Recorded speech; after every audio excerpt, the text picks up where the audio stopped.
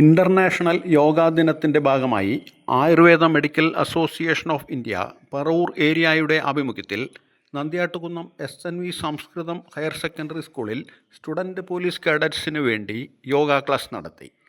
School head master CK Biju ഉദ്ഘാടനം ചെയ്തു. Doctor Leena N, doctor PB Sreedevi, CPOമാരായ CR ഭാഗ്യരാജ്, TR രമ്യ എന്നിവർ സംസാരിച്ചു. Doctor PT Asha, doctor Devika P Nair എന്നിവർ യോഗ ക്ലാസ് നയിച്ചു.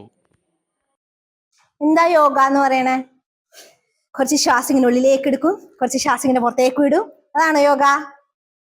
ആണോ? അല്ലെങ്കിൽ ഇങ്ങനെ കുറച്ച് മഹർഷിമാരിങ്ങനെ വളഞ്ഞിരിക്കും, തിരിഞ്ഞിരിക്കും. അതാണോ യോഗ?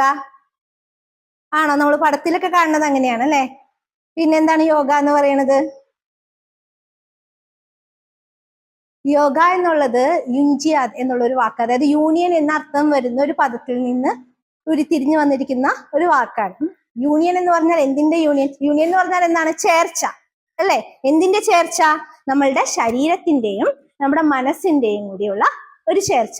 കുട്ടികളായി നമ്മൾ എന്തിനാ ഈ യോഗ ചെയ്യുന്നത്? നമ്മൾ കളിക്കുന്നുണ്ട്, ആവശ്യത്തിന് ചിലപ്പോൾ എക്സസൈസ് ചെയ്യുന്നുണ്ടാവും. പലരും പറയുന്നത് ഞാൻ വീട്ടിൽ ആവശ്യത്തിൽ കൂടുതൽ പണി ചെയ്യാറുണ്ട് ഡോക്ടറെ. പിന്നെ കുട്ടികളാണെങ്കിൽ പറയും ഞാൻ പിള്ളേർ കളിക്കുന്നുണ്ടല്ലോ ഡോക്ടർ, പിന്നെ എന്തിനാ നമ്മൾ യോഗ ചെയ്യുന്നത്? എക്സസൈസ് ചെയ്യുന്നുണ്ടല്ലോ, പിന്നെ വീണ്ടും നമ്മൾ എന്തിനാ യോഗയ്ക്ക് വേണ്ടി സമയം മാറ്റി വെക്കുന്നത്? നിങ്ങളുടെ സാറ് വളരെ മനോഹരമായി പറഞ്ഞു തന്നു അല്ലെ?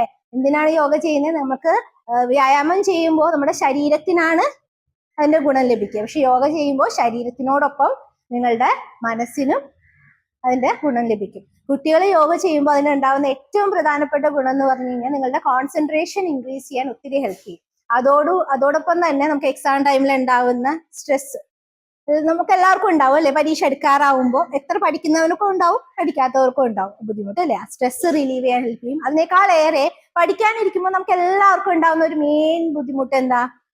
കുറച്ചു നേരം പഠിക്കും, അപ്പൊ ശ്രദ്ധ ഉണ്ടാവും. അത് കഴിയുമ്പോഴാണ് ഇന്നെന്നാലും ക്ലാസ്സിൽ അവൾ അങ്ങനെ പറഞ്ഞല്ല അല്ലേ, ടീച്ചർ എന്താണോ നാളത്തേക്ക് വരുവാവോ അല്ലെ, ഒരു 100 ചിന്തകള് അതിന്റെ ഇടയിൽ കൂടി നമ്മൾ പാസ് ചെയ്തു പോകും. നമ്മളുടെ ശ്രദ്ധ സാവധാനം ആ ബുക്കിൽ നിന്ന് ഒരു 10 മിനിറ്റ് കഴിയുമ്പോഴേക്കും കോൺസെൻട്രേഷൻ ലൂസ് ആവും. അതിപ്പോ വളരെ കോമൺ ആണ്. കാരണം നമുക്ക് മൊബൈൽ ഉപയോഗം കൂടുന്നതനുസരിച്ച് നമ്മളുടെ ആ ശ്രദ്ധ, മൊബൈലിൽ നിൽക്കുന്ന അത്ര ശ്രദ്ധ നിങ്ങൾക്ക് പുസ്തകത്തിൽ നിൽക്കുന്നുണ്ടാ?